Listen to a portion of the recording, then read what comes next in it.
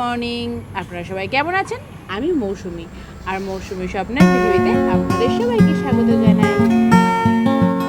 তো এখন আমি দুপুরবেলার ভাত বসিয়ে দিয়েছি। সকালে আমাদের ব্রেকফাস্ট করা হয়ে গেছে। সকালে ব্রেকফাস্ট করে আমি বাজারে গেছিলাম সবজি কিনতে। এক সপ্তাহের সবজি আমি এখন একবারে কিনে এনে রাখি, কারণ এখন তো পরিস্থিতি ভালো না।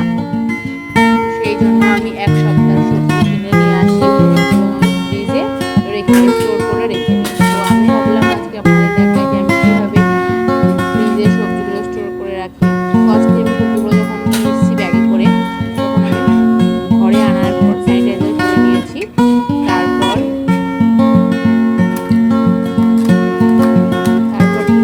আমি রোদে রেখে দিয়েছিলাম। তারপর রোদ থেকে নিয়ে সবজিগুলোকে আমি ভালো করে ধুয়ে নিচ্ছি। সবজিগুলোকে ভালো করে ধুয়ে জল ঝরিয়ে নেব। এমন করে জল ঝরাবো যাতে আমার সবজিগুলোর গা থেকে জলটা শুকিয়ে যায়। আর জলটা না শুকিয়ে গেলে কী হবে, জল না শুকিয়ে আমি যদি ফ্রিজে স্টোর করে রাখি তাহলে সবজিগুলো পুড়ে যাওয়ার সম্ভাবনা থাকবে। তো সেই জন্য সবজিগুলোকে আমি ভালো করে ধুয়ে তারপরে জলটা শুকিয়ে আমি ফ্রিজে স্টোর করে রাখবো। তো চলুন আমরা দেখি আমি কীভাবে সবজিগুলোকে স্টোর করে রাখবো।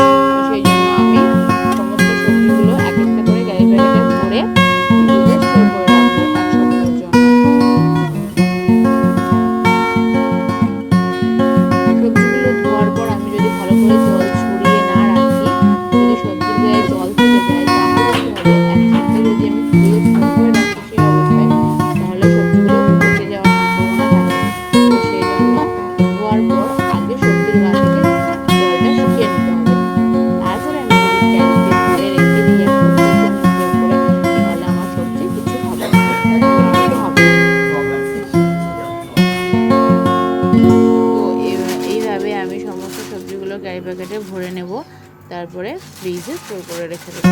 আর এই যে আনারসটা আমি নিয়ে এসেছিলাম, এটা আমি ফ্রিজে রাখবো না।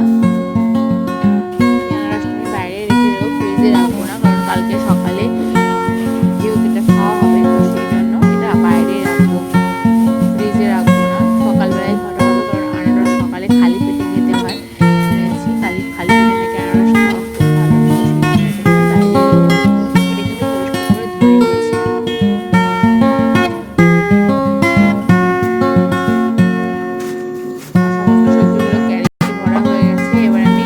ফ্রিজে